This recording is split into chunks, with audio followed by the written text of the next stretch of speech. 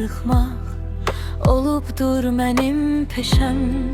Həyatımda bu qədər darıxmaq görməmişəm. Nə ilə ölçüm onu, bəlkə min litr deyim, ya da yox qulağını yaxına gətir deyim.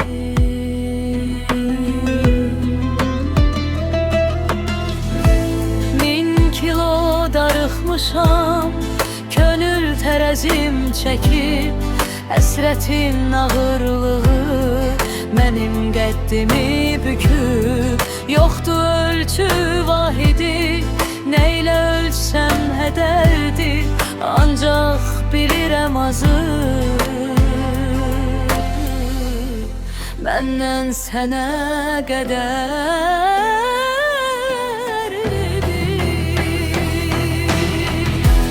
Darıxmaq məsafəsi bəlkə 1000 kilometr, qarşısını kəs onun, biraz düz yola getir. Necə deyim bilmədim, sən də başa düşəsən. Darıxmağa sarıl yat, gecə mənsiz üşüsən. Darıxmaq məsafəsi bəlkə 1000 kilometr, qarşısını kəs onun, biraz düz yola getir. Necə deyim bilmədim, sən də başa düşəsən. Darıxmağa sarıl yat, gecə mənsiz üşüsən.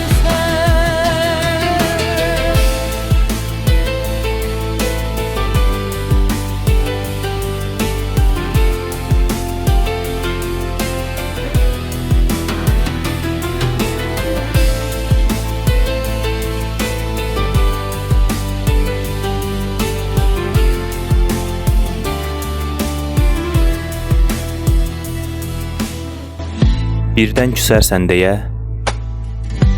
sarılmağa qorxuram. İzah edə bilmədim, nə boyda darıxıram.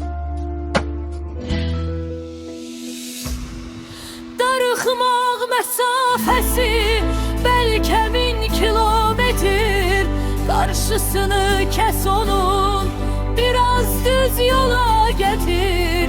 Necə deyim bilmədim, sən də başa düşəsən. Darıxmağa sarıl yat, gecə mənsiz üşüsən.